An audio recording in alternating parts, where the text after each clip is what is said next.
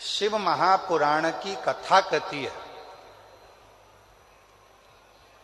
बैठे बैठे किसी किसी माताओं की, किसी किसी मेरे जीजियों की, किसी किसी मेरे जीजाओं की, बेटों की, बेटियों की आदत रहती है कि वो बैठे बैठे कोई भी चीज उठा के जमीन को खुरदते ही रहते हैं। इनके पास कोई काम नहीं रहता, बस जमीन को खुरदना।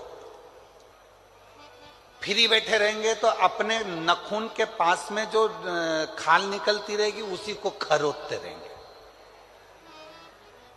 किसी किसी की आदत रहती है, पैर में अगर कोई खाल निकल रही है तो उसी को निचोड़ते रहेंगे, निकालते रहेंगे, खोदते रहेंगे।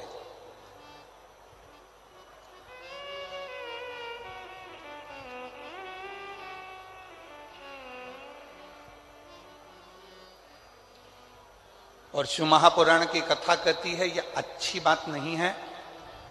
पृथ्वी पर बैठे हो, आसन पर बैठे हो या घर में किसी भी स्थान पर बैठे हो, उस समय पर ना तो पृथ्वी को खरोदो और ना अपने शरीर की उंगली हो, हाथ हो, शरीर का कोई अंग हो, उसको खरोदना नहीं चाहिए।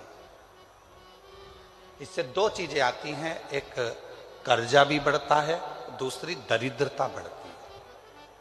कोई व्यक्ति दुकान पर बैठे बैठे दिन भर अपने हाथ को, उंगलियों को खरोदता रहे, नाखून ही तोड़ता रहे, हाथों से नाखून चबाता रहे, या कोई ना कोई ऐसा काम करता रहे कि पैर के खाल को ही दिन भर नोचता रहे, या अपने पैर से दिन भर बैठा बैठा वो जमीन को रगड़ता रहे, या अपने पाँव से, नाखून से पृथ्वी को खरोदता रहे, तो ये तकलीफ उत्पन्न करता,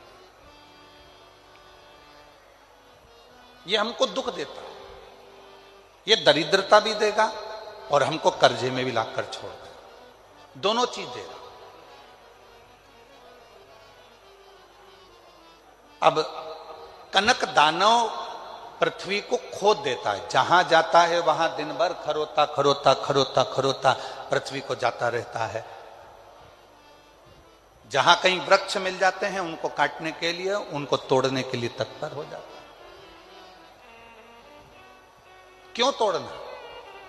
किसी किसी की आदत रहती है, बगीचे में या जमीन पर चलते चलते खेत खलियान में चलेंगे, एक डंडा हाथ में ले लेंगे। अब उस डंडे का क्या करना है? कुछ नहीं करना। छोटी सी डंडी हाथ में ले ली, छोटे छोटे पौधे लगे हुए हैं, तो खेत में चलते चलते इधर मार उधर मार उधर मार, जितने छोटे छोटे पौधे लगे रहते हैं उनको तोड़ते तोड़ते उसकी जाने की आदत होती है।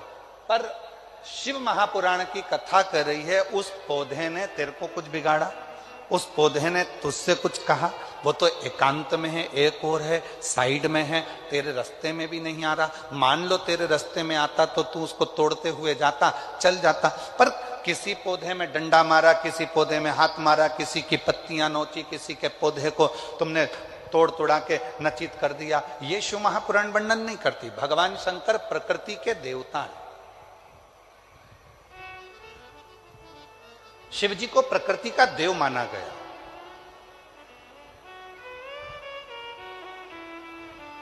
वो तोड़ने में नहीं, वो जोड़ने में सुख देते हैं, आनंद देते हैं।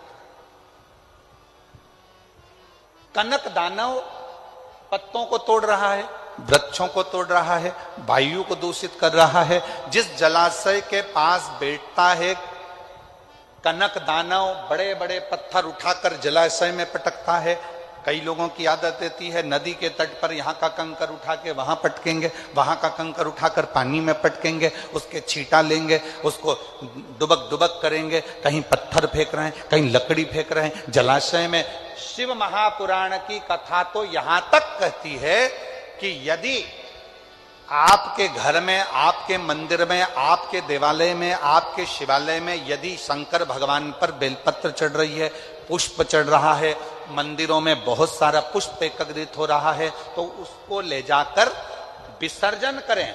विसर्जन का मतलब ये नहीं है कि नदी में, तालाब में, बावड़ी में, कुएं में ले जाकर डालें। विसर्जन का मतलब है किसी एक स्थान पर उसको एकत्रित करें, और जब वो पूर्ण तरह से नष्ट हो जाए तो उसकी खाद बनाकर किसी पौधे में ले जाकर डालें जिससे उस पौधे की उन्नति होना प्रारंभ हो जाए। जरूरी नहीं कि आप जलाशय को दूषित करें, जरूरी नहीं कि किसी नदी, तालाब, बावड़ी या कुंड को आप दूषित करें। विसर्जन का मतलब है कि जब आपने पूजन करी, पूजन करने के बाद आपने चावल का दाना लेकर शिव जी को समर्पित करा और अपनी पूजन का विसर्जन कर दिया, बाबा मेरी गलती को क्षमा करिए, मैंने जो कुछ भी गलती करी है इस पूजन में, अनुष्ठान में, आप मुझे क्षमा कर दीजिए। और वो निर्माल्य को ले जाकर आप एक और ले जाकर उसको एकत्रित करो।